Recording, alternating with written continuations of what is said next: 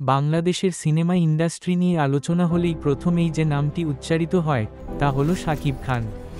তিনি ১৯৯৯ সালে মুক্তিপ্রাপ্ত অনন্ত ভালোবাসা চলচ্চিত্রের মাধ্যমে তার অভিনয় জীবন শুরু করেন।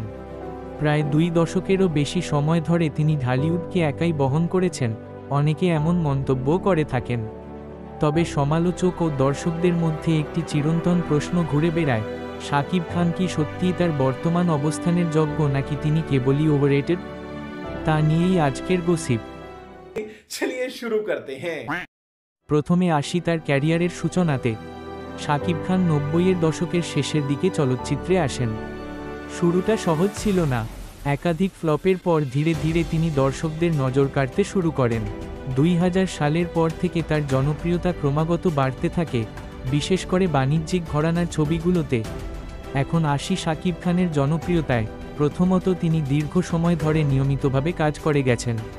পাশাপাশি তার মতো নিয়মিত সিনেমা করত এমন নায়কও ঢালিউডে ছিল না, যার ফলে যখন ঢালিউডে তেমন বড় তারকা ছিল না তখন তিনি একাই ইন্ডাস্ট্রিকে ধরে রেখেছিলেন।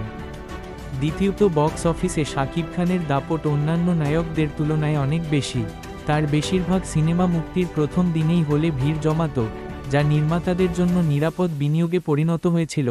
তবে একটা সময় পর তিনি ধারাবাহিকভাবে নিম্নমানের কাজ করার ফলে নতুন জেনারেশন তাকে গ্রহণ করেনি। কিন্তু প্রিয়তমা তুফানের মতো ভালো মানের সিনেমা দিয়ে ক্যারিয়ারের দ্বিতীয় ইনিংস শুরু করেন তিনি। এরপর থেকেই ব্যাপক জনপ্রিয়তা লাভ করেন শাকিব খান। তিনি আবারও দর্শকদের হলে ফিরিয়েছেন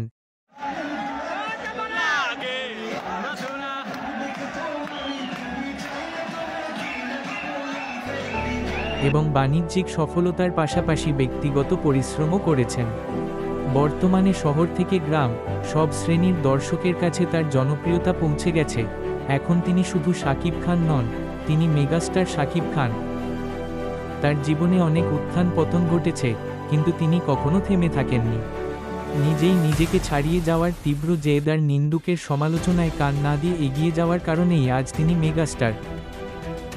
শাকিব খানকে নিয়ে দ্বিমত থাকা স্বাভাবিক, কিন্তু তার স্টারডম, জনপ্রিয়তা ও ইন্ডাস্ট্রিতে অবদান অস্বীকার করার উপায় নেই। তাই তিনি ওভাররেটেড নন, বরং তার অর্জিত সফলতা অনেকাংশেই তার পরিশ্রম, দর্শক সংযোগ ও সময়ের প্রেক্ষাপটের জন্য ডিজার্ভ করেন। ভিডিওটি ভালো লাগলে অবশ্যই লাইক এবং সাবস্ক্রাইব করবেন। ধন্যবাদ।